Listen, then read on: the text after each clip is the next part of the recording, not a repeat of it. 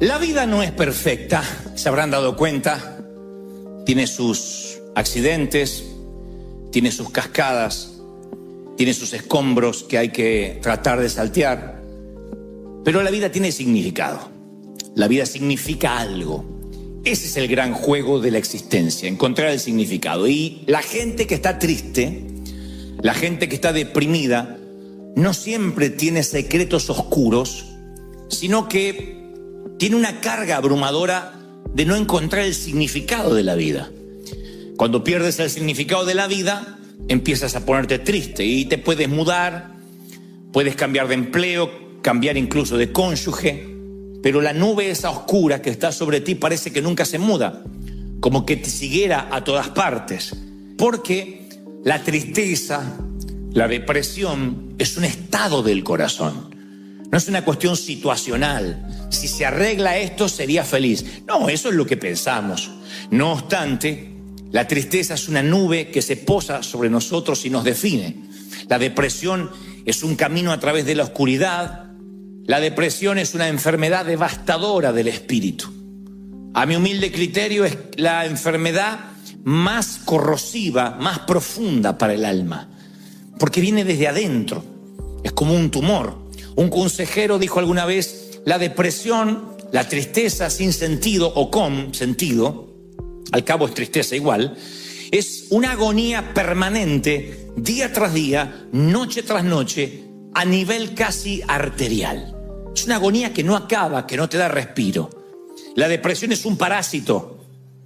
La depresión es algo que te chupa, te absorbe, te quita energía. Y yo sé que estás diciendo: bueno, pero yo no elegí esta situación. No, no te estoy condenando. Porque la depresión o la tristeza es una condición humana que no respeta la estatura espiritual de nadie. Hace relativamente poco un pastor amigo al que conocíamos se quitó la vida. Que estoy hablando ya de lo más extremo de la depresión.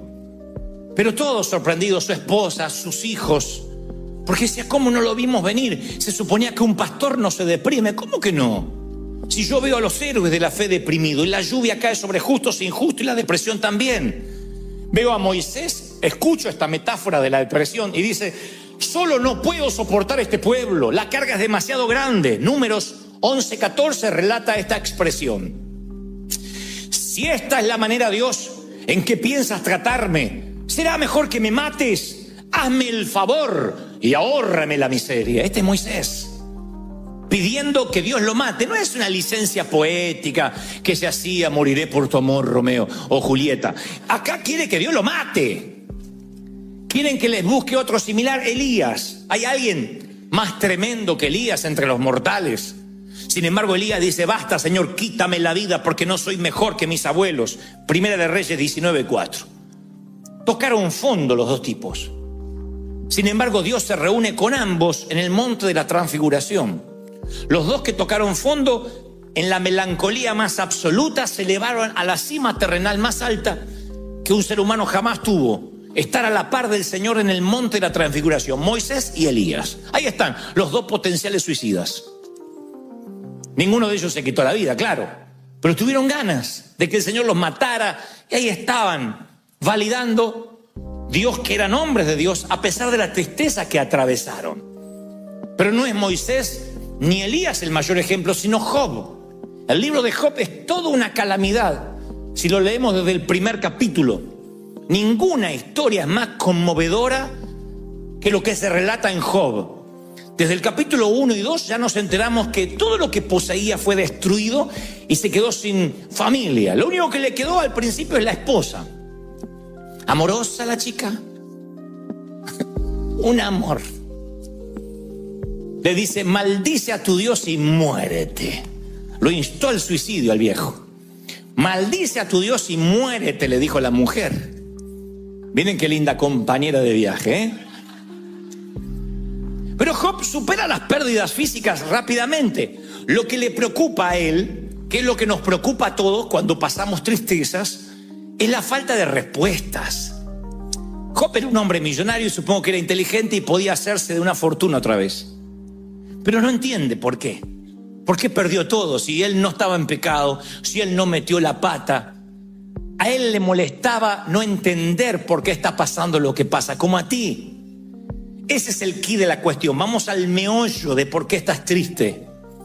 Estás triste porque no entienden por qué te pasa lo que te pasa. Dice, ¿por qué Dios no me guió cuando me casé? ¿Por qué Dios no me guió cuando fui a ese empleo? ¿Por qué Dios no me guió cuando me mudé? Desde algo trascendental como compartir la vida con alguien, o por qué Dios no me dijo que esa cafetera se me iba a romper. El difunto pastor Ray Steadman escribió: pocas cosas son más difíciles que soportar el sufrimiento sin sentido. Si uno pudiera ver la razón por la que tenemos que pasar lo que pasamos, lo soportaríamos más fácilmente. Pero los problemas sin sentido son algo corrosivo para nuestro alma. Claro, sin sentido aparente. Cuando no entendemos por qué nos toca una temporada por el hospital. Uno no lo entiende. A ver, capaz que como adulto sí. Pero un niño, ¿hay explicación por la cual ver a un niño sufrir? ¿Qué hizo el niño? ¿Qué tan malo pudo ser para merecer estar confinado a una silla de ruedas, a sueros, a respiración asistida? Entonces uno cuando se pregunta ¿por qué? Y se lo pregunta muchas veces como Job, uno empieza a perder la fe, uno empieza a perder la esperanza, porque a medida que más se arraiga la tristeza, más se pierde la esperanza. Y sin el ancla de la fe, sin el ancla de la esperanza, es muy difícil revertir la situación. Por eso Job está paralizado y pregunta más de 6 veces en un capítulo ¿por qué? ¿Por qué? El Señor Jesús pregunta a su Padre, ¿por qué me has abandonado? Y ni Job ni Jesús en ese momento reciben respuesta. El Hijo de Dios no recibe respuesta del Padre, ¿por qué me has desamparado? Job no las recibe en todo el libro, Dios no le responde por qué. Y por lo que veo, nunca lo supo. Y no está mal preguntar por qué. El problema es pensar que nos merecemos, que Dios nos debe una respuesta. Porque ahí es cuando cerramos nuestro corazón hacia Dios. Cuando ya no es una pregunta, sino una exigencia al Creador. Y decimos, Dios me debe una respuesta, Dios exige una respuesta. No somos quién para exigir respuesta, Dios es Dios. Dios sabe que no va a permitir más carga en ti que la que puedes soportar. Él no te va a dar más carga de la que tú puedas resistir. ¿Están conmigo, sí o no? Muy bien. Vamos entonces a las causas. Primero le voy a dar la patología y después la terapia para que se lleven a casa y vayan a la farmacia más cercana a reclamar el medicamento que les voy a recetar hoy. Pero vamos a las causas. Porque alguno está pensando, pero yo tengo depresión o no. Bueno, vamos a las causas. Hay causas que son situacionales. O sea, esto es sencillo. Hay un vínculo muy fuerte entre lo que nos pasa y lo que sentimos. O sea, si te está yendo mal, vas a pasar momentos de tristeza y se te respeta. Si ves que el saldo del banco es muy inferior a las cuentas que tienes sobre la mesa, no vas a celebrar. No voy a pretender, sonríe, te llevan preso, aleluya. Ve con gozo a Collection, no pasa eso. Uno se entristece, ¿no? Uno choca el auto. ¿Quién choca el auto y dice, bendecido? ¿Quién? A menos que estés entiquelado, te entristeces. Y dice, no, aunque lo pague el seguro, te entristeces. Ahora, esa tristeza puede ser crónica, puede ser momentánea o puede ser el detonante de una tristeza que después no se va. Esas son situaciones, causas situacionales. Una situación pudo haberte metido en un valle de sombra. Tú dices, sí, la verdad que sí. Ahora que lo pienso, fue aquella situación, aquella muerte, aquella noticia. A veces lo que te pone triste son causas físicas, lo que te deprime. Vieron que yo siempre hablo de lo que es somatizar. La somatización es que cuando tu alma se duele, el físico lo refleja. Lo dicen los médicos. Dicen, este cáncer es porque sus defensas bajaron. Las defensas cuando bajan, el sistema inmune es atacado por cualquier otra enfermedad. No tienes defensas naturales. Entonces dicen somatizó, se enfermó. Pero exactamente al revés es igual. Cuando, por ejemplo, estás luchando con una enfermedad por mucho tiempo, dependes de insulina, dependes de medicamento, de diálisis, eso empieza a deprimirte. Hay gente que está triste porque está fatigado de estar enfermo. Entonces es muy probable que esto no sea una causa situacional, sino una causa física lo que te deprime. Después hay causas satánicas, claro que sí, diabólicas. Satanás ataca a Job de dos maneras: destruye la familia, las posesiones, y le llena de llagas todo su cuerpo. Ahora, ¿cuál es el blanco de Satanás? ¿Ponerle una lepra a Job? No. El blanco de Satanás es que Job empiece a dudar de la bondad de Dios. Cuando hay un ataque diabólico, lo que busca Satanás es que pierda la esperanza. Que diga, yo ya no estoy fundado en Cristo. Esto me está pasando porque Dios no me ama. Ahí valió la lepra. Pero si con lepra, si perdiendo la casa, si con crisis sigue diciendo, yo no sé cómo voy a salir de esto, pero Dios es fiel y me va a sacar. Satanás no tiene objetivo, no tiene el blanco, no lo logra. Así que tu depresión puede ser por situaciones comunes, puede ser porque estés enfermo, puede ser por un ataque diabólico o porque Dios lo permitió. ¿Permite Dios que suframos? Bueno, hay un autor que dice, a veces Dios acuesta a sus hijos en la oscuridad. Dios permite el sufrimiento. Te voy a decir algo que no te va a gustar escuchar, sí. Pero nunca cede el control, nunca. Nunca te dará más carga de la que sabe que podría llevar. Pero la Biblia me muestra que Dios sí, a veces permite el sufrimiento para enseñarte lo que le enseñó a Job, que Dios sigue estando a cargo aunque no veas una luz al final. Lo que pasa es que cuando uno pasa por el valle cree que está en el infierno. No, está en medio de picos elevados. Dijo alguien alguna vez que según lo alto de una ola será lo profundo de la depresión luego. Se llaman bajones, lo viven los artistas, lo viven aquellos que están ante un gentío, un público, y después tienen que quedarse con su propia soledad. Y también lo viven los hombres de Dios, que a veces están en el pico más alto como Elías y después están deprimidos. Pero lo contrario también es real, que cuando uno va por valles, por sombras, el Señor me dice que te diga, no te preocupes, no vas a terminar ahí. Yo voy a elevarte a zonas elevadas, vas a ir a picos altos, te voy a bendecir, te voy a prosperar, te voy a levantar. ¿De verdad lo crees, sí o no? Muy bien. Ya más o menos vimos cuáles pueden ser las situaciones. Causas situacionales, físicas, ataque del diablo, permisos de Dios. Y entonces, ¿cuál es la terapia? ¿Cómo salimos de la depresión? ¿Quieren saber cómo salir de la depresión rápido, así, instantáneamente? Bueno, no hay manera instantánea de salir rápido, hay unos cuantos pasos. Hay algunos principios que son bíblicos. El primero, revela tu tristeza. Sé honesto, sé honesta. Job es un modelo de transparencia. Dijo Job, yo no puedo evitar hablar, le decía a sus amigos cuando estaba triste, ¿no? Debo expresar mi angustia, mi alma tiene que quejarse. Hay un momento que uno se cansa de ponerle buena cara a todo. Y está bien que a veces digas, sí, yo estoy triste, necesito que ores por mí. Este es un hospital del alma, no tienes que fingir. Puedes decir, estoy mal, me siento triste, ora por mí. La tristeza es parte de una de las 28 temporadas de Salomón. Así que está bien decir, estoy triste. Revela tu tristeza. Hay gente que dice, no, a mí me va todo por dentro. Te tragas eso y cuando esa amargura que no sale, se queda dentro. ¿Y qué hace? Una implosión. ¿Y saben lo que es una implosión? Es un edificio que se viene abajo hasta las bases. Una explosión sobrevives de una explosión, pero de una implosión no. Entonces no te tragues. Tienes una iglesia, tienes pastores, tienes gente amiga, dile, estoy triste, orá por mí. Porque a veces no le encuentro sentido, me siento que no valgo para Dios. Entonces, primer paso, los que están anotando la receta, habla. Getón, habla.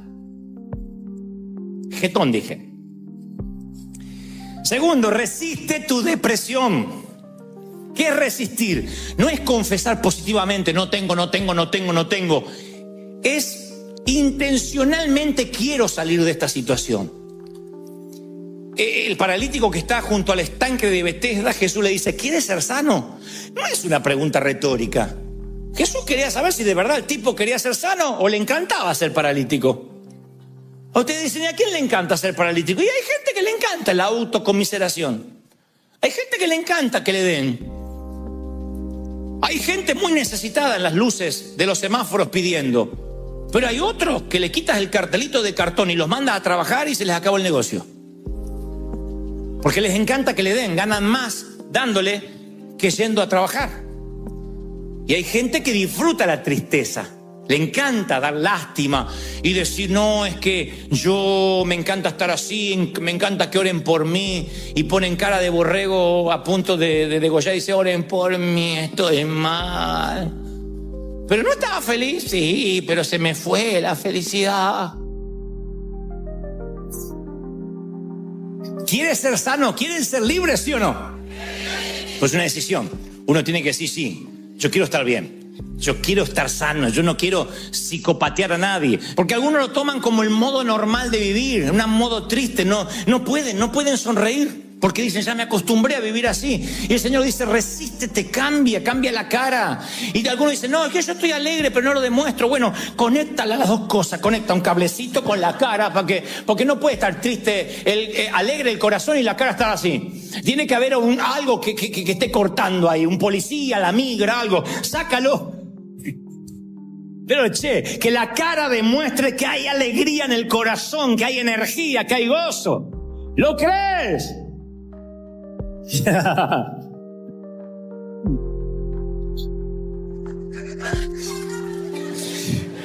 Al opuesto a la depresión, el doctor psiquiatra, el famoso Karl Menninger, dijo: quien está triste, yo le recomiendo que cierre su casa con llave, vaya al otro lado de la ciudad, busque a alguien necesitado y haga algo por esa persona. Eso te quita la tristeza. No te retires, no bajes los brazos, no te acurruques como un ovillito en la cama. No te hagas un ovillo. Dile: no, yo tengo que salir a trabajar. No dejes que el cómo te sientas controle tu estado de ánimo. Nunca dejes que la manera que te sientes te controle. Porque cuando pones al volante de tu automóvil tu emoción, la manera en que te sientas, eso va a dirigir tu vida. Yo no puedo permitir que las emociones manejen mi estado de ánimo. ¿Por qué? Porque soy el piloto de un avión. Imagínense que estás en el avión y sube el piloto. Ahí está. Me peleé con la bruja, mi mujer, no sé cómo voy a manejar hoy, Te baja rápido, dice tu abuela, que yo dependo de este. Yo decía que el piloto esté bien. Porque te subes a su vuelo y te tiene que llevar a casa, a destino. Entonces tú no puedes permitir que las emociones determinen quién eres. Si tú no sientes la presencia de Dios, ve tu vida cristiana en fe. Ora, ofrenda, sirve, anima, ministra, porque dice la palabra: vivimos por lo que creemos y no por lo que vemos. 2 Corintios 5:7. Vivimos por lo que creemos y no por lo que vemos. Entonces yo vivo por lo que creo. A veces siento a Dios, a veces no lo siento. A veces estoy tan seguro de la salvación y a veces digo: seré salvo. No importa, yo lo creo. A veces ofrendo sabiendo que viene la cosecha y a veces ofrendo dudando si viene la cosecha. No importa, yo vivo en fe. No permito que mis sentimientos manejen mi estado de ánimo. Me congrego con ganas y sin ganas. Sirvo al Señor con ganas y sirvo sin ganas. Ahora, Job llega al final de la vida y dice: Él sabe dónde yo voy. Y cuando me ponga a prueba saldré tan puro como el oro. No necesitaba saber por qué. Él necesitaba saber de quién se trataba la vida. Que se trataba de Dios, no de él. Y termina diciendo aquellas palabras: de oídas te había oído, mas ahora mis ojos te ven. Solamente me habían hablado de ti. Miren, un hombre que adoraba a Dios, un hombre que era santo. Reconocer que de Dios había conocido de oídas, pero que ahora lo había conocido. Nunca Dios le respondió. Nosotros sí sabemos por qué pasó lo que pasó. Él nunca supo. Se enteró en los cielos, no antes. Pero el final de la historia le redimió la biografía. Siempre lo que pase al final valida el resto. Siempre. Tú miras una película llena de complicaciones y el final está bueno, te va feliz del cine. En cambio hay una historia que parece muy bonita, Romeo y Julieta de Shakespeare, y al final termina en una tragedia. Yo prefiero las otras, las que tienen muchas complicaciones, pero que al final siempre gana. Y nosotros ya hemos leído el guión, el script, el libro, y ganamos. El final va a validar la historia. Lo que te pase al final, vas a salir de la depresión. En los momentos más difíciles yo quiero que recuerdes, yo conozco esta historia, ya la viví. Y aunque me toque llorar, bienaventurado aquel que pase por el valle de lágrimas y lo transforme en fuente, lo transforme en alegría, porque el Señor enjugará todas lágrimas, las va a secar. Él las va a enjugar, Él las va a secar. ¿Lo crees de verdad? ¿Lo crees? Sí, ¿verdad? Y es el final de la historia. El final siempre es bueno. Tú me dices, ¿qué elegirías? ¿Una vida feliz y un mal final? 40 años de felicidad, 50. Y un final desastroso, solo, triste. O al revés, una vida compleja. Y un final maravilloso. Entonces, ¿y para qué quiere un final si no puede disfrutar la vida? Yo elijo el final. Las películas me encantan así. No importa cuánto Rocky Balboa caiga en la lona, yo siempre sé que si es una película de Rocky, él ganará el último round. Y eso es lo que valida el resto de la historia. Y a lo mejor no te fue bien en el amor, pero al final encuentras a esa persona. Capaz que no te puede dar hijos porque ya estás en tus... ¿Cómo decirlo? En la edad de la nostalgia.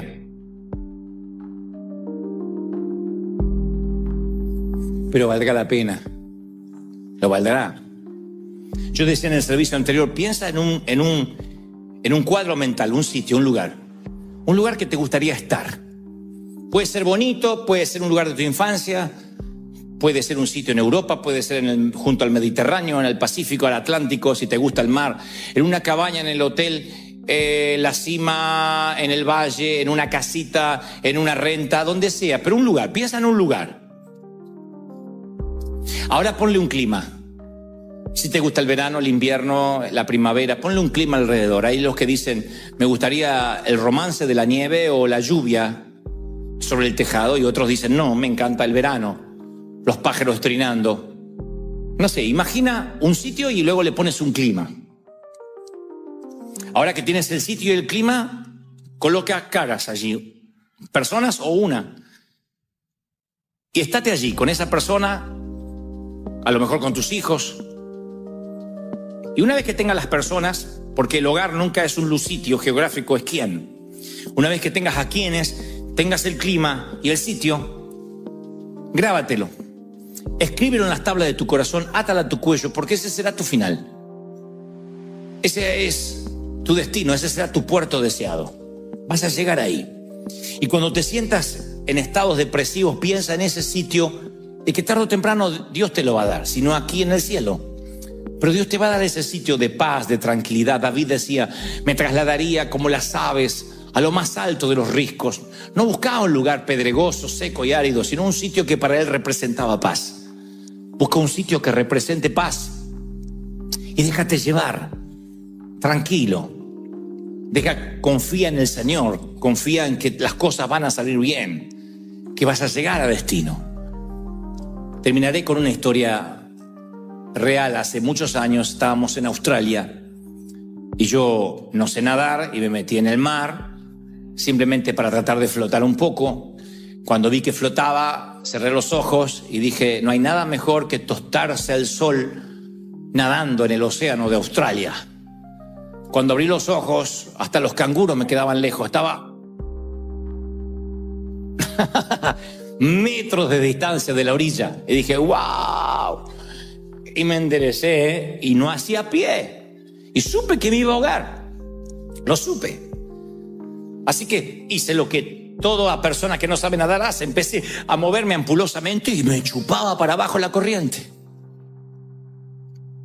Lo conté en el primer servicio y pusieron la misma cara que ustedes. Y estoy acá. Obviamente que estuve 3 días muerto, alabado sea Dios.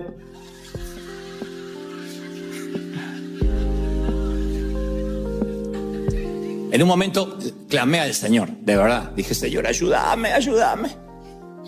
Y la respuesta fue sencilla, pero básicamente me ayudó para el resto de mi vida.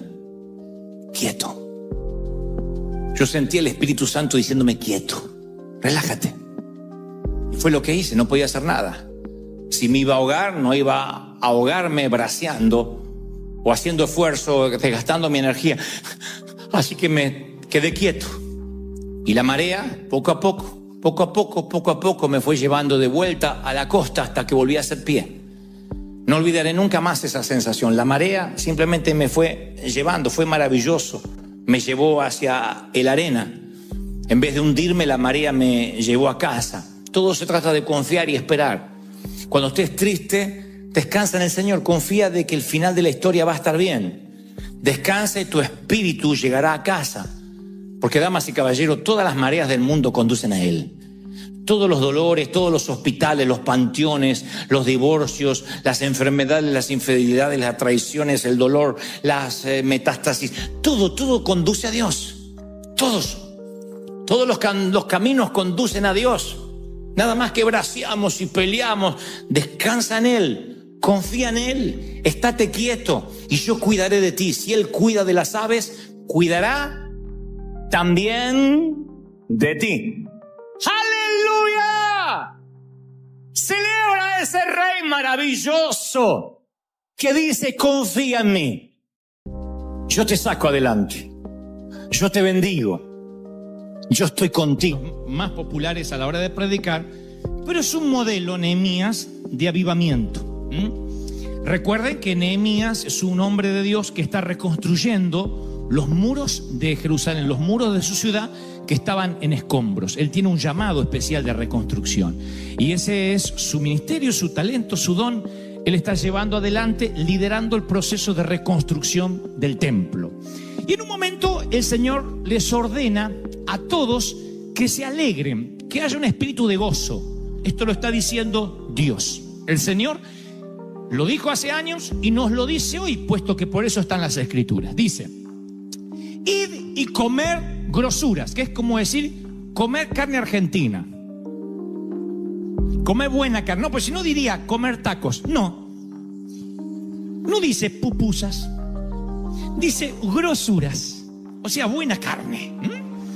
Y beber vino dulce. Acá puede ser que sea un vino rosado, un Cabernet Sauvignon, no sé. Y envía porciones a los que no tienen nada para comer. Porque día santo es a nuestro Señor. No se pongan tristes, porque el gozo del Señor es vuestra fuerza, es tu energía. Fíjense que el Señor da la fuente de energía. Y te dice cuál es. Te dice que la fuente de energía es el gozo. Es lo que te mantiene enérgico, te mantiene joven, te mantiene vital. Dice, los levitas hacían callar a todo el pueblo, diciendo, callad porque es día santo. Y el Señor decía, no, alégrense. Y todo el pueblo se fue a comer y a beber y a obsequiar porciones, repartiendo comida y a gozar de grande alegría, porque habían entendido la palabra que les habían enseñado. Yo leía esto ayer y decía, Señor, ¿qué es lo que me quieres decir? Aparte de la carne argentina que Dios siempre nos habla, ¿no? Y el Señor me decía, nota las órdenes que yo di a mi pueblo. Una de ellas es comed, bebed, alegraos, dale al que no tiene de comer. Los levitas decían, no, quédense callados, porque no hagan mucho alboroto, no hagan bulla, porque Dios es un Dios santo. Y Dios dice, no, yo quiero que hagan algarabía, que beban, que coman, que disfruten, que celebren, que le den porciones a los que no tienen con grande alegría, porque eso hace un pueblo que entienden la palabra que les fue enseñada. Luego, la Biblia narra que había otro gozo en el pueblo, y era el pueblo que celebraba alrededor del becerro de oro. Y el Señor dice, hay que conocer, hay que tener discernimiento para saber la diferencia entre el verdadero gozo y el regocijo carnal, porque Moisés desciende del monte de estar con el Señor y dice que veía un pueblo que gritaba, había alaridos fuertes, no era voz de alarido de débiles, dice la palabra en Éxodo 32:18, sino voz de cantar oigo yo. Y Moisés dice, estarán celebrando al Señor, y cuando baja de la montaña, él ve el grito de la idolatría. ve un mover que no es genuino. Y la palabra dice que hay una diferencia entre el mover carnal, cuando uno está en derredor de un becerro de oro, y el mover del espíritu, cuando uno dice, no, yo entendí la palabra. Y tú dices, entonces, ¿cómo sé si mi alegría es genuina o mi alegría puede ser carnal, natural? Y este es el secreto. Yo quiero hablarles durante poquitos instantes lo que yo considero la felicidad de no tener nada. Es una felicidad típica, porque la felicidad siempre la relacionamos con que Dios nos bendiga, con que Dios nos dé, con que Dios nos provea. Pero hay una felicidad que uno obtiene no teniendo nada. Cuando pasas por la materia, por la estación de la vida, de alegrarte, de tener felicidad cuando no tienes nada, ese es el método para saber si tu felicidad es genuina y proviene de Dios o no. ¿Están siguiendo hasta ahí, sí o no? Cuando Dios decide que entren a la tierra prometida, a Dios le viene un conflicto, no un conflicto, pero le viene un debate, supongo, celestial. Dice, si los bendigo y les doy la tierra que les prometí, que fluye leche y miel, lo más probable es que este pueblo olvide de donde yo lo saqué. Ustedes dirán, bueno, es que Israel era un pueblo cabezón, era un pueblo duro, necio. No, así somos los seres humanos. Tan pronto Dios nos sana, tan pronto Dios nos bendice, la alegría con el correr de los días se nos empieza a ir. Porque solo alguien que olió la muerte tiene un gozo que después no se le va.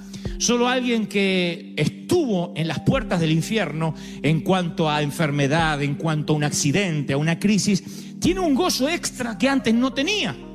Y ya no se preocupa por bobadas, no se preocupa por tonterías, porque realmente sabe lo que importa en la vida. ¿Soy claro o no? Entonces, Dios dice, si yo le doy a Israel lo que les prometo todo el tiempo, lo más probable es que se olviden de dónde yo lo saqué, que pierdan ese gozo y que tengan nada más que un gozo carnal. Si hay leche, si hay miel, si hay vino, si hay carne argentina, celebramos. El día que no hay, no celebramos. Y entonces Dios tiene un método. Dice, esto es lo que van a hacer. Oigan, dice en Nehemías, por eso decía que Nehemías es un modelo de avivamiento. Presten mucha atención porque esto es magnífico. Dice, al día siguiente se reunieron las cabezas de las familias y Esdras, el escriba, para entender la palabra, la palabra de la ley. Y hallaron escrito, al leer, al predicar, que Jehová le había dicho a Moisés hace muchos años y que ya no se estaba haciendo, una costumbre que se había quedado arcaica, que ya no se hacía. Dice que Dios había mandado a Moisés que los hijos de Israel habitaran por 7 días en tabernáculos, en tiendas. Y dice la Biblia en Nehemías 8:17, y hubo una alegría muy grande. Dios le dijo, salgan de sus hipotecas, de sus apartamentos, salgan de sus casas, vengan a vivir 7 días en las tiendas, no para siempre, eran 7 días. Durante 7 días van a tener que vivir en las tiendas, como vivían sus abuelos o sus papás en el desierto. 7 días vayan a vivir a la terraza. En otras palabras, si hoy lo hiciéramos, diríamos a nuestros hijos, a ver, para no olvidarnos de dónde venimos, de los países pobres donde la mayoría venimos, los inmigrantes, para no olvidarnos lo que sufrieron nuestros padres, hijos, desconexión total de lo electrónico por 7 días. Sin celular, sin iPad, sin tablet, sin televisión, sin Netflix, nada. 7 días desconectado. Sal de la recámara. ¿Y dónde voy a dormir? En ese colchón, en el terrado, en ese colchón, bajo la tienda, bajo las ramas. 7 días, de un lunes hasta el próximo domingo. Era una orden de Dios. Y te vas a alegrar mucho de no tener nada, porque dice, y hubo gran alegría. 7 días viviendo únicamente conectado con el Señor, saliendo de la enramada, mirando el cielo y diciendo, todo lo que tenemos somos advenedizos, como dijo David. Somos extranjeros, somos mayordomo, no tenemos nada. Yo viví esa experiencia muchas veces en mi vida de encontrarme sin nada. Era un muchacho petulante, agrandado como todo argentino que no fue redimido con la sangre de Cristo. Era el gerente más joven de una compañía y me sentía el dueño del mundo, el tapón del océano, la última Coca-Cola del desierto.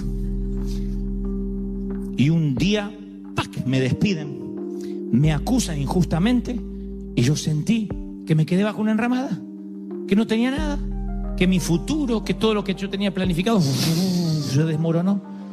En muchas ocasiones me sentí así, donde dije, Señor, ¿y ahora qué?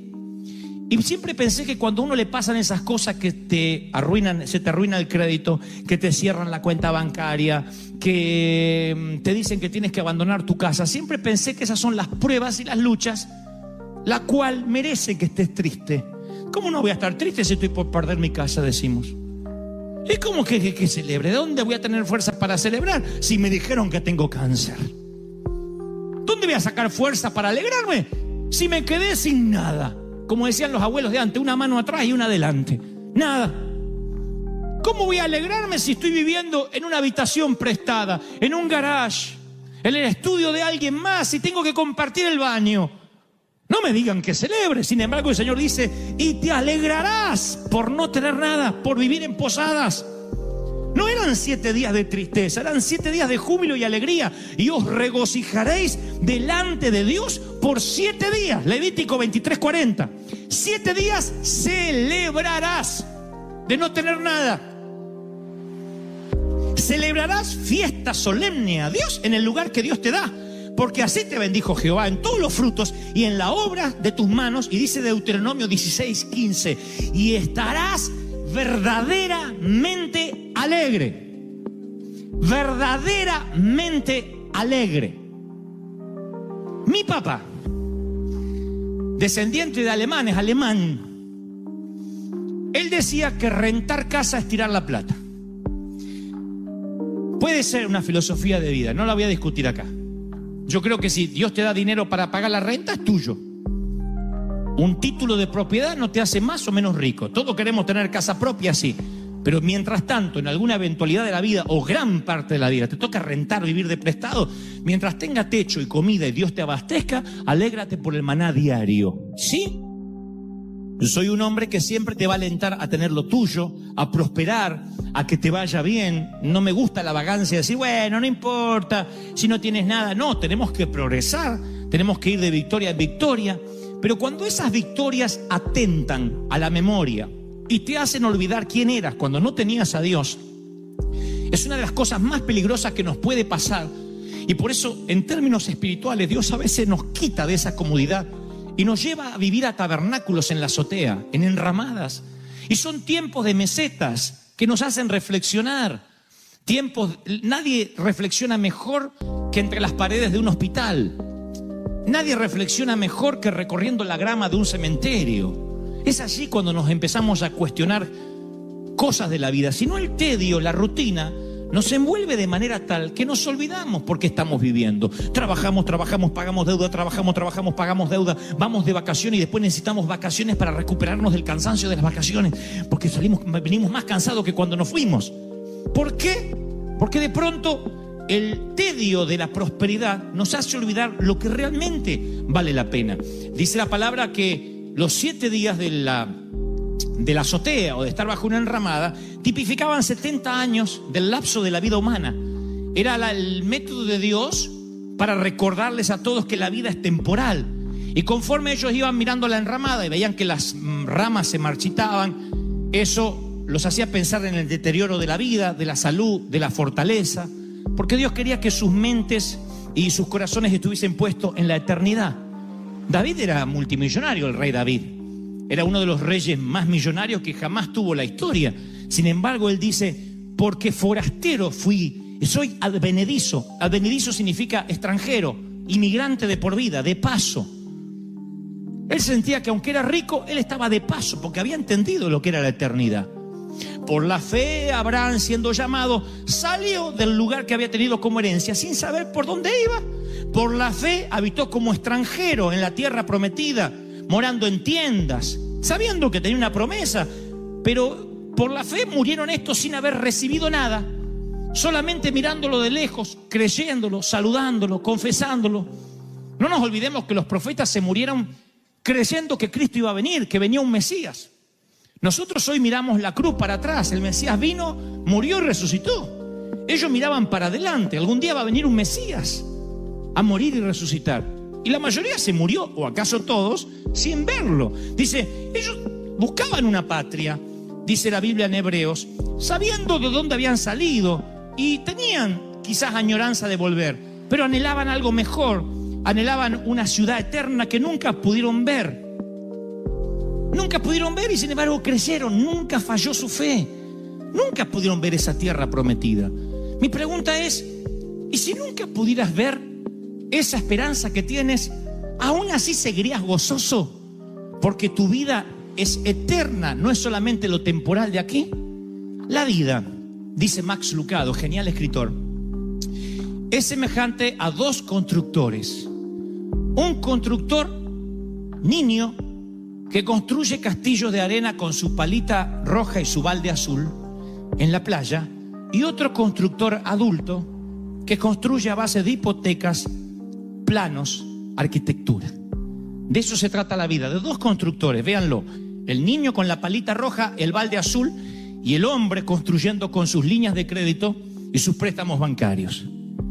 Los dos construyen igual, a los dos les pasará lo mismo, excepto que el niño conoce las reglas de juego y el adulto no. El niño cada mañana que está cerca de la playa va y construye su castillo de arena y empieza a construir sabiendo que al final del día el océano se va a devorar su construcción.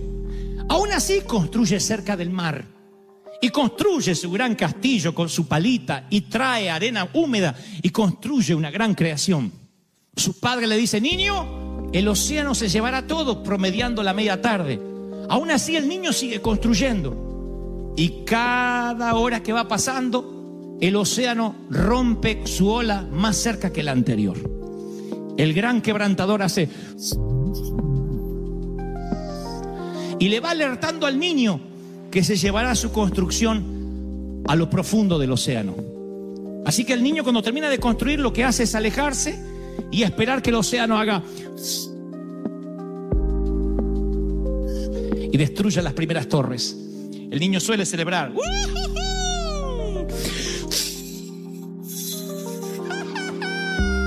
Ahora se lleva la torre más grande. Finalmente el gran océano se lleva todo lo que al niño le tardó 5 o 6 horas, toda una mañana. ¿Qué hace el niño? Toma el baldecito azul, la palita roja, la mano de su papá, celebra y regresa a casa. ¿Qué hace el adulto? Construye casas, hipotecas, compra autos. Tengo que tener una casita propia. Y el océano, año tras año, que lo cumpla feliz. Que lo cumpla, que lo cumpla. Duele acá. La cintura molesta.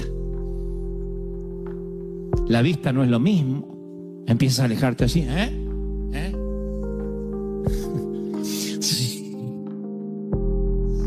La vejez nunca llega sin avisar. La vejez es digna.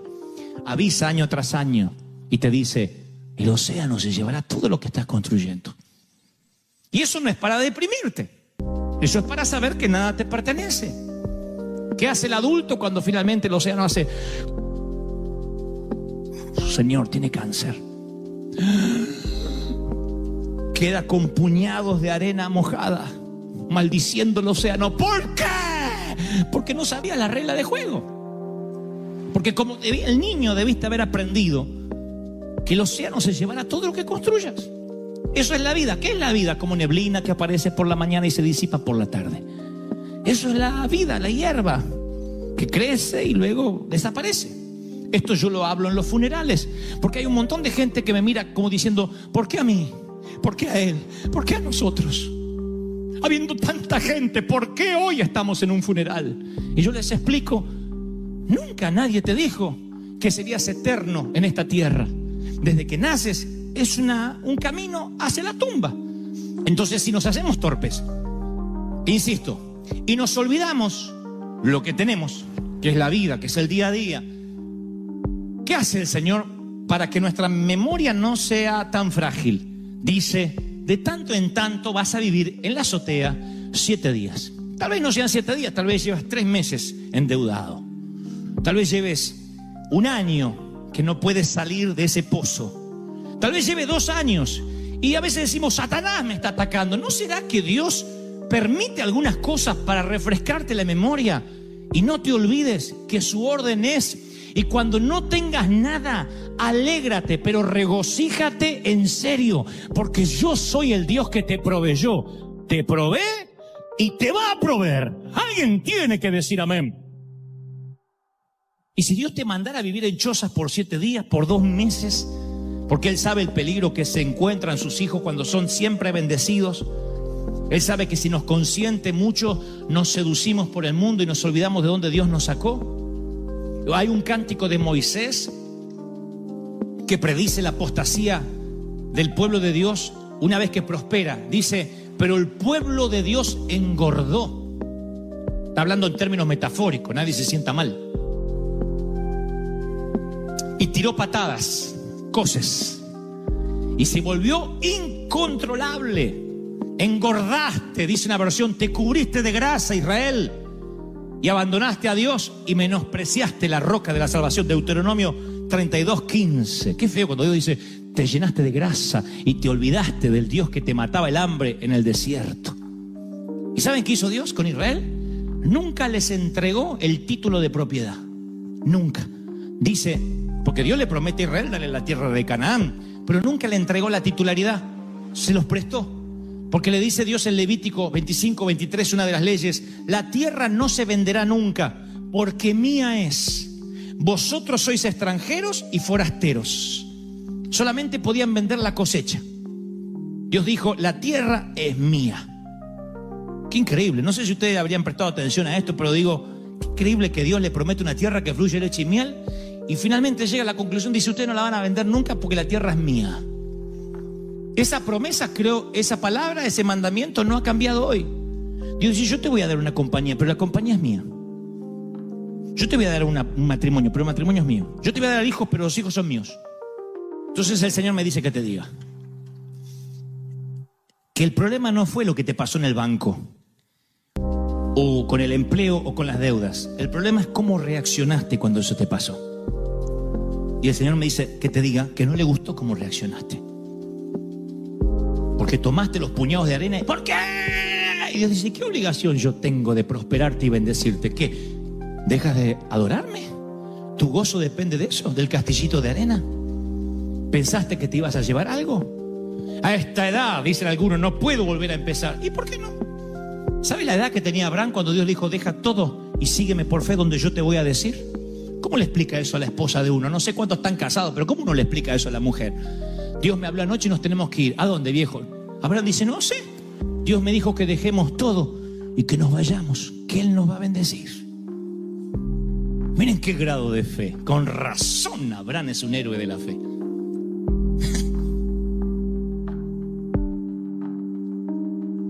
El problema no es la enfermedad, el problema es cómo reaccionaste a la enfermedad.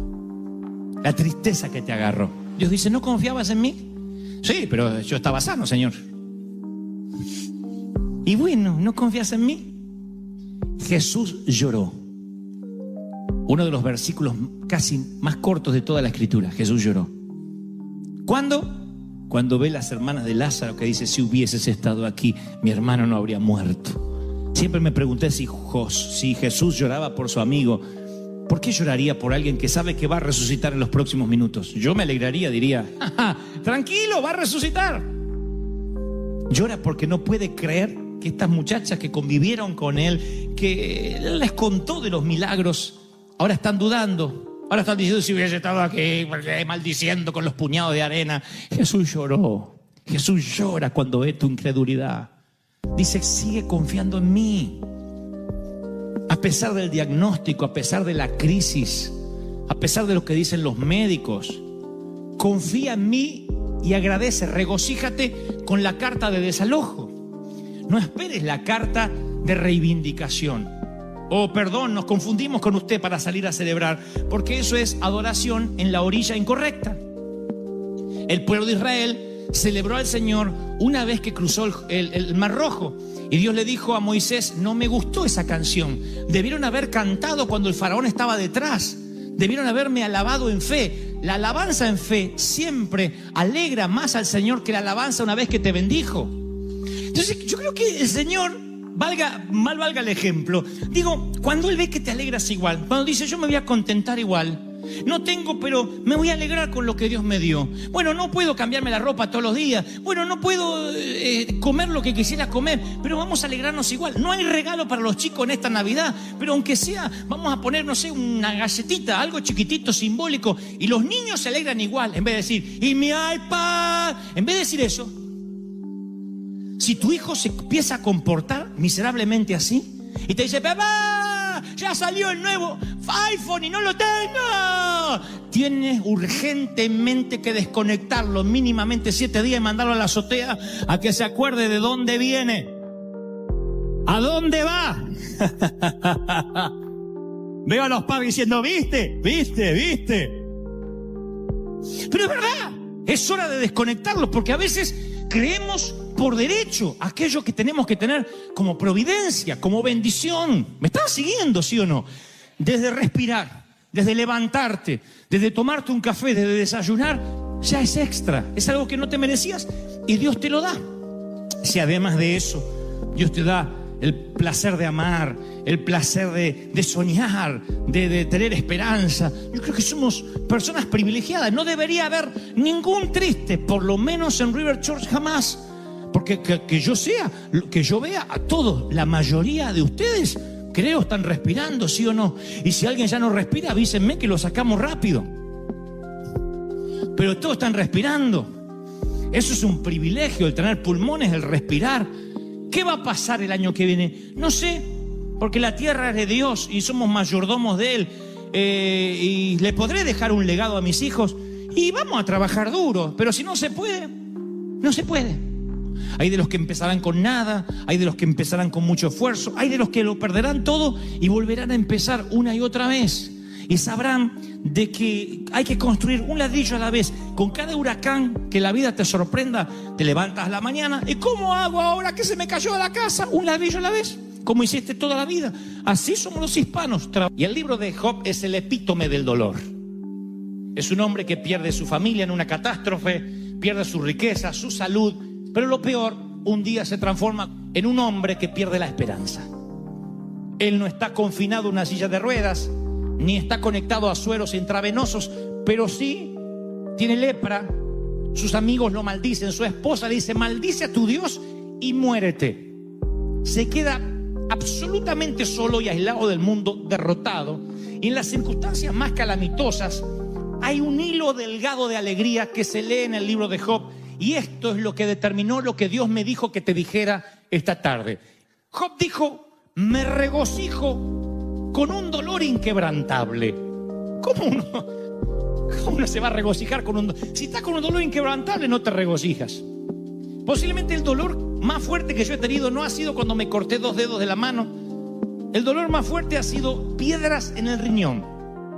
Los que han sufrido piedras saben lo que estoy hablando. En la vesícula, en el riñón, es horrible. Y yo he estado predicando así. Son esos días que mis patitas estaban así como de ranita y ustedes no sabían por qué. Dios le bendiga, hacía yo, Dios le bendiga. Y eran las piedras hace unos años.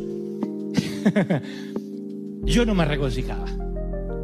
Regocíjate en las piedras con alegría. Y dije: tu abuela, yo no tengo piedras. Voy a otra versión y Job dice: salto de alegría con un dolor implacable. Salta de alegría con un dolor implacable. Está diciendo: el dolor no perdona, no me da tregua y yo salto de alegría. Digo, este tipo está desquiciado, además de leproso. Dice otra versión, la nueva versión internacional: me regocijaré sin dolor a causa del dolor. Yo tuve que leer eso varias veces. Me regocijaré sin dolor a causa del dolor. Yo digo, ¿qué es lo que intenta decir Job en este hilo delgado de alegría? La palabra hebrea para definir esa palabra alegría aparece solo una vez en las Escrituras, esa palabra que Job usa, y habla de una alegría extraña. No es una alegría que niega la realidad, es una alegría que simplemente está diciendo: estoy bailando sobre la decepción. A pesar de tener todo a mi favor para poder estar triste y deprimido, yo voy a decir: no hay dolor, no hay dolor, no hay dolor. Y voy a continuar. Eso es lo que Job intenta decir. Así que le digo: Señor, revélame qué más dice las Escrituras respecto a esta alegría en medio del dolor, porque sé lo que ustedes sienten cuando un pastor te dice: hermano, el Espíritu Santo te va a consolar porque tu padre falleció, tu madre ya no está, vamos, fortalécete. Tú dices: sí, yo sé, pero ¿qué hago con el dolor? Y el luto se te instala en lo más profundo de tu corazón. La decepción, la traición, la muerte, de pronto como un intruso aparece en nuestras vidas y nos causa tanto dolor que no hay palabras que nos puedan levantar. Job está viviendo esa situación y aún así dice que logra regocijarse. ¿Ustedes recuerdan a José? Estuvo 17 años de sufrimiento, vendido por sus hermanos, y a José ese dolor le valió un posgrado de empatía, porque cuando él estaba en la cárcel, él, que era un adolescente, por lo que leo en las Escrituras, vistiendo una ropa cara, el mimado del papi, 17 años después está en la cárcel y tiene empatía y ve el dolor en un prisionero que está abatido, y eventualmente ese dolor que ve en el prisionero que está con él salvaría a 2 naciones. El dolor es el mejor profesor de teología que jamás puedas conocer. Es un entrenador de la vida.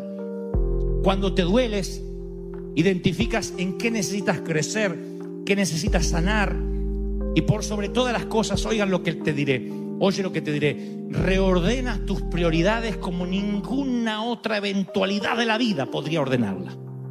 El dolor te otorga un posgrado, te enseña, te reorienta.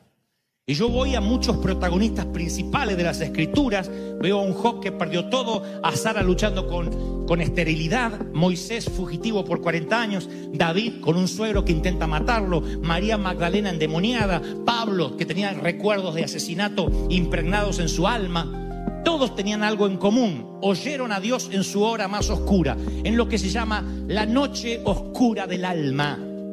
Ahí oyes a Dios sí o sí. No te estoy diciendo que tengas que pasar por ahí, pero las oraciones más sinceras no se generan dentro de las iglesias, sino entre pasillos de hospital o la grama recién cortada del cementerio. Allí están las oraciones más sinceras. Allí es cuando la gente derrama su corazón. No está preguntando cómo devorar, cómo está mi vida. Clamas: no, Señor, ayúdame. Yo he visto gente enorgullecerse de ser atea, clamar a Dios con desesperación en los pasillos fríos de un hospital, ante un diagnóstico, ante una noche oscura. Entonces, yo cuando veo, insisto, a los personajes bíblicos pasando sus horas oscuras, me pregunto por qué transitaron, por qué pasaron por allí. Y me doy cuenta que había una lección que Dios estaba tratando de enseñarle. Y el mismo Dios que le da lecciones a Jonás, estando en el vientre del infierno o en el vientre de un pez, es el mismo Dios que a lo mejor quiere hablarnos y no sabe cómo llamar nuestra atención.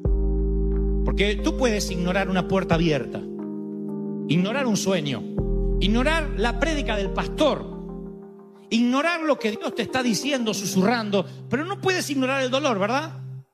No lo puedes ignorar. Tú no puedes ignorar un dolor en los huesos, un dolor en el vientre, un estómago inflamado, dolores en los huesos. Tú no puedes ignorar la fiebre, no la puedes ignorar. Está allí y dices: ¡ay! Hasta me afecta el carácter.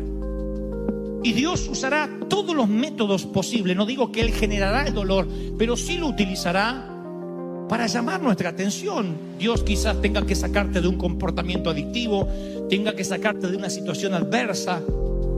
Hay gente que está en una relación abusiva y no puede salir de esa relación abusiva con un marido golpeador si no pasa por el dolor. No digo que la tengan que golpear, digo el dolor del alma. Si no pasa por el dolor y tiene un confrontamiento con la parte más oscura de lo que está viviendo, a lo mejor no sale más de una relación viciosa. Otros, a lo mejor, si no hubiese sido por el dolor, no estarían aquí, en los Estados Unidos de América. El dolor le hizo a algunos cruzar las fronteras. el hambre, la necesidad, un futuro mejor, escapar de la inseguridad, lo que sea. Pero en algún momento de la vida el dolor fue un catalizador. Fue aquello que nos llevó a un nuevo nivel. Porque sentimos que teníamos que hacer algo. Sentimos, palabras a las cuales los religiosos le tienen fobia. No, yo no siento, eso es de la carne. Estamos hechos de cuerpo, alma y espíritu. Acá no hay espíritus sentados. Tenemos todo cuerpo. Y sentimos. Cuando Dios te da el placer de sentir, es un regalo que incluye placer como dolor. Vas a sentir. Amar duele. Predicar duele. Lleva sacrificio. El dar duele. Hay muchas cosas que duelen. ¿Quién nos dijo que la vida no duele? La vida duele, crecer duele, el bullying duele. Yo muchas veces he dicho, Señor, hazme de un carácter más fuerte, haz que pueda soportar. ¿Qué hace Dios? Manda más gente que me ataque, para que me haga fuerte. Si tú le dices al Señor, Señor, ayúdame a sanar mi estima, va a mandarte gente que te haga bullying, aunque tengas 30, 40 años. Que te ignore, que te dé vuelta la cara, que te insulte, que hable mal de ti, porque tú lo pediste. Hazme fuerte. Y para que Dios te haga fuerte, no te quita la adversidad, la aumenta. Entonces, tu manera para resistir y que tu carácter se empiece a formar en Dios es justamente catalizándola a través del dolor. No se habla mucho esto en las congregaciones porque pensamos que esto afloja a la gente, la desinfla. Yo pienso diametralmente opuesto. Yo pienso que alienta. Porque ahora mismo estás pensando, yo pensé que era el único menso que sufría. Pero mira todos los que hay acá conmigo, incluyendo a Dante. Todo el mundo ha sufrido, todo el mundo le duele. Y se puede salir adelante. Alguien tiene que decir, ese es mi Dios. ¡Aleluya! El versículo más corto, uno de los más cortos de las Escrituras es Jesús lloró. Así que yo veo un Cristo familiarizado con el dolor. Ahora, he aquí lo que yo quiero transmitirte de parte de Dios. Pablo, dice el apóstol, yo he aprendido a contentarme. No se olviden esta palabra, aprendió a ser feliz. Yo no sabía que la felicidad era una habilidad aprendida. Yo pensé que la felicidad era una situación. Él dice, sé vivir humildemente, sé tener abundancia. ¿Cómo se vive? ¿Cómo es que sabe vivir humildemente? Si eres humilde, vive y se acabó. Yo no sé si sabía vivir en pobreza. Yo sabía que nosotros comíamos salteado. Que poníamos un huevo así y se partía al medio y para donde se dividía agarraban los hermanos y el otro se quedaba mirando. Era un juego. ¿Quién agarra el huevo? ¿Qué voy a saber vivir? Ahora Pablo dice, yo sé vivir en abundancia también. Hay que aprender para vivir en abundancia. ¿Quién necesita ir al colegio para ser rico? Hermano, quiero donarte hoy $100,000. No, hermano, deja que aprenda primero. Todo el mundo tiene idea de cómo gastar. Casi por instinto. Sin embargo, Pablo dice, no, yo tuve que aprender a tener mucho. Tuve que aprender. No te pongas alegre que los $100,000 es una metáfora, no voy a regalarlo a nadie. Tuve que aprender a ser pobre. Aprendió a contentarse. Pablo implica que el contentamiento ahora resulta que no era el resultado de la circunstancia, es el resultado de un estilo de vida intencionado. Ahí es cuando vuelvo a Job y entiendo, en el medio del dolor me regocijaré sin dolor. A propósito me voy a reír aunque no tenga ganas y parezca estreñido de vientre allí. A propósito. ¿Y qué gano con esto? Bueno, como aquel que tiene que aprender a tocar el teclado y tiene que aprender las notas más básicas y empieza y dice la escala. Y uno quiere tocar un concierto, no, la escala, en todo. Si no volaste un simulador, no te dejan pilotear un avión real con pasajeros a bordo. Entonces yo creo que cuando uno dice yo voy a ser feliz de manera intencionada, es una manera de decir, Señor, aunque no entienda el dolor y lo que es más profundo, aunque el dolor no se me haya ido, yo voy a estar alegre. Regocíjate, oh hija de Sión, aquella que todavía no dio a luz. Le está diciendo una mujer estéril, empieza a celebrar porque va vas a extender las estacas de tu tienda de los hijos que te voy a dar. Ahora, claro, uno lo lee completo y dice, pero qué lindo, ¿cómo no voy a celebrar? Pero todavía no pasó nada, a lo mejor ni marido tiene la pobre condenada. A lo mejor está sola, no tiene ni se enamoró y Dios le dice, celebra por los hijos que vas a tener. Y ella dice, pero mándame un marido, aunque sea. Pero le dice, celebra, es una, como digo siempre, una orden al mundo de las emociones. Celebra, sonríe.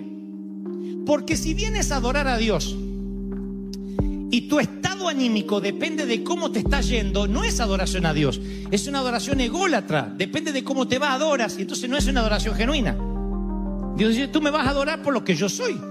No dejes que tus imperfecciones opaquen la perfección de Dios por la que deberíamos adorar. Tú tienes y yo tengo que adorar a Dios aunque me vaya mal. Y yo sí, ¿qué gana voy a tener de adorar a Dios? Y Dios dice, ¿que entonces me adorás cuando te va bien? Dios no prostituye su bendición. Dios no necesita que tú le adores porque Él te da un beneficio. Dios dice, tú vas a adorarme por lo que yo soy.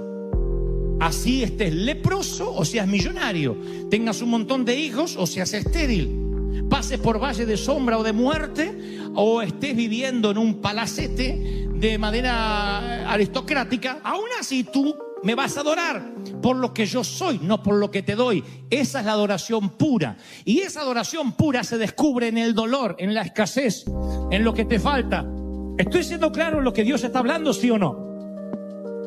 Ahora, entonces, insisto con esta idea. ¿Qué es el contentamiento? No es ausencia de dolor. Porque vivimos en un mundo imperfecto, con gente imperfecta como tú y como yo. Amén, dijo una imperfecta. Gloria a Dios. Algunos dicen, yo. Sí, están los imperfectos, los perfectos y los hipócritas. Pero todos están en el mismo sitio.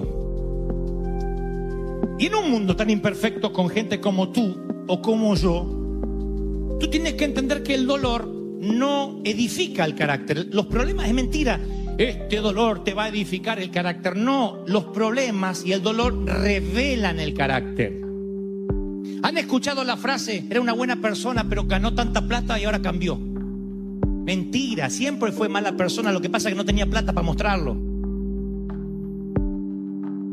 ¿O no? No cambia la esencia, nunca.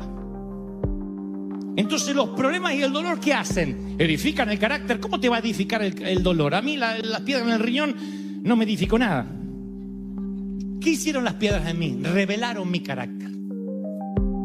Me enseñaron a seguir predicando, a no correrme del lugar, a no decir, bueno, me tomo unas vacaciones, falto, a honrar el compromiso que hice con el Señor. Entonces reveló mi carácter. También reveló otras partes de mí. Sacó cosas de mí muy oscuras que yo no sabía que estaban ahí. Me revolcaba así por la alfombra y me dolía. Me acuerdo que Liliana iba manejando y se decía, ¡para! Iba manejando, agarraba una piedrita y ¡ay, Señor! Y yo, decía, Señor, llévame, no quiero vivir. Hasta que llegaba a la iglesia, a la catedral, y ahí tenía que predicar. Mi carácter fue expuesto por el dolor. Uno descubre quién es cuando pasa por valle de sombra y de muerte. Tú tienes que decidir qué hacer con esos descubrimientos. Puedes reaccionar con ira, con desaliento, con negación, y no vas a poder reconstruir nada. O dices, wow, mira todo lo que Dios tiene que hacer conmigo. Hace unos años atrás, varios, yo venía manejando y me había propuesto usar el recorrido que yo tenía desde Buenos Aires hasta casa, hasta el lugar donde trabajaba, que era un seminario bíblico, que era largo, me agarraba unos trancones en el tránsito, escuchar prédicas, y si no tenía ganas de escuchar mensajes, alabanza, adoración. Y un día se me cruza un camión así, y tenía esas piedritas que hacen de relleno, y una hace tin, tin, tin, tin, ping, y me parte el parabrisas. ¿Vieron Hulk cuando le sale así los músculos verdes? Salió un gusano de dentro mío. Empecé a perseguir al camionero, no sé para qué, como los perros que siguen las ruedas, después no saben qué hacer. Pero empecé a seguir al camionero. Y me para al lado y dije, ¡hácele! ¡Me rompí! Y me hace...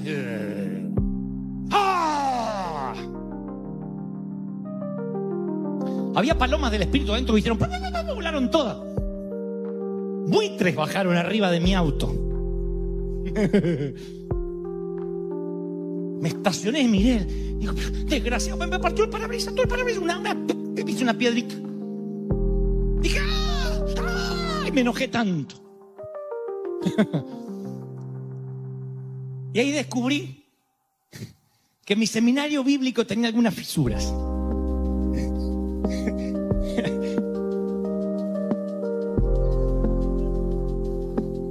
¿Cuándo se revela el carácter? En situaciones extremas. No cuando todo va bien. Entonces uno tiene que aprender del dolor a ver quiénes somos nosotros en el dolor, cómo reaccionamos. Eso es lo que dice Pablo. Tuve que aprender a vivir en escasez, en abundancia. Pablo le escribiría luego a la iglesia de Tesalónica y le diría, den gracias por todo. Y uno dice, bueno, sí, yo doy gracias por todo. No, pues yo no di gracias por el camionero, yo lo quería matar. Digo, Señor, si yo lo mato, está bien, porque tocó el parabrisas de un siervo de Dios, ¿no? Bueno, es lo que yo pensé. Den gracias en todo porque la voluntad de Dios en Cristo Jesús es para con todos ustedes. Pablo está diciendo, no le den gracias a Dios por los regalos perfectos, también por los regalos imperfectos que llegan sin invitación, por las piedras en los parabrisas, por las piedras en los riñones o las piedras donde te toque. ¿Recuerda los hijos imperfectos que tienes? Ay, mira todos los que tienen hijos perfectos, Dios mío. Bueno, yo recuerdo los hijos imperfectos que tenemos. Y a lo mejor ellos necesitan que le digas, sabes, estoy agradecido porque Dios te hizo así. Porque tu carácter repodrido hace que mi carácter sea expuesto y yo tenga que arreglar mi situación con Dios cada noche de mi vida. ¿Recuerdas el jefe imperfecto que te tocó? Tal vez ese jefe te está mostrando de que no tienes tanta paciencia como crees que tienes.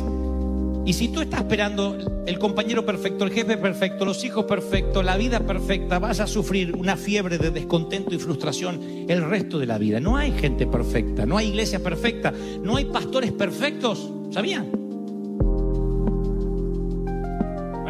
Tampoco amén.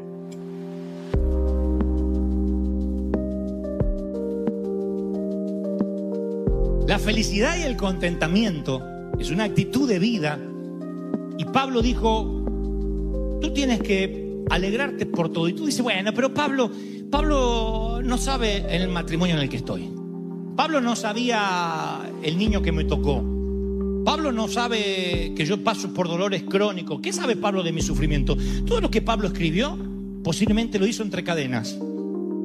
Eran los tiempos que él tenía de sosiego para decir, voy a escribir cartas porque no me queda otra cosa. Estoy preso y en cadenas. Pablo no era un aristócrata que se iba a una cabaña frente al océano a escribir un libro, Y Pablo dijo, no os afanéis, porque el Señor dijo, no os afanéis diciendo qué comeremos, qué beberemos, qué vestiremos. Esto lo dice el Señor Jesucristo. Porque vuestro Padre sabe que tenéis necesidad de todas estas cosas. Busquen primeramente el reino de Dios y todo lo demás será añadido. Jesús dice, como Pablo, el contentamiento es el producto de una vida enfocada en Dios. Cuando te enfocas en Dios, tú puedes estar en cadenas, pasándola mal, pero tú dices, con lo mucho, con lo poco, yo voy a aprender a alegrarme. Pero si tu gozo está regulado por tu cuenta bancaria, eres tan pobre y tan miserable que lo único que podrás amasar es una fortuna. Serás tan pobre que lo único que tendrás es dinero. Si tu vida está regulada por lo que acumulas en el banco. Tiene que haber algo más que supere tus cuentas bancarias. Si tu gozo y tu alegría está por un sitio donde vives, por un lugar donde vacacionas, no sé, por dinero que tengas, insisto, por un yate que puedas amarrar a tu costa, entonces eres miserable. Porque algún día el yate no lo tendrás, el dinero se arrumbrará, todo por la ley de entropía se arruinará y tú quedarás miserable, pobre, ciego y desnudo, como el Señor diría que estamos. ¿Aún así te vas a alegrar? Claro, porque tu alegría no depende de lo que tienes. Es más, hay gente que dice, yo soy feliz porque viajo liviano. Pablo diría que la buena carrera es despojarse del peso. Él dice, ningún corredor sale a correr con peso. Tú no sales a correr una maratón con tacos altos, con un bolso, con un paraguas, porque no puedes correr. Y él dice, despojándome de todo peso. ¿Qué significa? Que rico no es el que más tiene, sino el que menos necesita. Ese es el rico. Rico es el que dice, no hay para comer, no importa, vamos a comer taco a lo pobre, o burrito, o lo que sea, vamos a hacer unos tacos con queso, listo. No hay queso, bueno, vamos a comer tortillas sola. Vamos a imaginarle el sabor. Y es feliz. Y otro a lo mejor se pone mal porque no le pusieron los cubiertos que él quiere comer, porque la carne no está a punto, y vive amargado. Lo que trato de decir es que tu contentamiento tiene que estar por encima del dolor, y si pierdes ese contentamiento, entonces Dios hará que transites el dolor para que entiendas a los que sufren, para que llores, aunque seas Cristo, por el Lázaro que está dentro de la tumba, para que tengas dolor, para que te conmuevas. Los predicadores que hablamos de gracia no es porque somos libertinos, no es porque somos pecadores. Lo que hablamos de gracia es porque hemos sufrido, porque entendemos tu dolor, porque sabemos que no es fácil, porque la vida cristiana no es un paseo por el parque, porque esto es una batalla diaria. Cuesta ser santo, ¿cómo no va a costar? Por eso tenemos la gracia de Dios para darnos una ducha de gracia todos los días. Cuesta tener un carácter agradable a Dios, ¿cómo no va a costar? La vida cuesta, y estás en una iglesia donde te entendemos, donde te comprendemos, pero la gracia nos alcanza para hacernos santos. ¿Cuántos dicen, ese es mi Dios? ¡Aleluya! Y si te diera yo hoy de parte de Dios una orden al centro de las emociones y te dijera, alégrate a pesar de la suegra, alégrate a pesar de la enfermedad, ¿podrías ordenarle al mundo de las emociones que tienes que alegrarte esta tarde? Bueno, empiecen con la cara, A ver, yo podría, claro que podría. Che, tengas dientes o no, no importa. Ordénale a las emociones, tengo que sonreír. Entonces cambia la actitud. Ahora fíjense qué sabio que es Dios. Porque cuando uno ordena al mundo de las emociones a sonreír a pesar de la crisis, libera endorfinas, dopamina, sube las defensas. El doctor Patch Adams descubrió eso en enfermos terminales. La payasoterapia fue inventada por el doctor Patch Adams, llevado genialmente al cine a través de la interpretación de Robin Williams. Él descubrió, Patch, que cuando un enfermo terminal se reía, el cáncer que podía terminar con él en cuestión de días, a veces hacía que perdurara años, o que en el mejor de los casos desapareciera. Los médicos se sorprendían. El estado de ánimo levantaba de manera tal las defensas de la persona que los dolores se iban. El dolor de hueso desaparecía, dejaba de somatizar. Por eso Dios dice, alégrate primero y yo te voy a bendecir. Empieza a hacer algo por ti mismo. A lo mejor la depresión, la bulia, el dolor tiene que ver con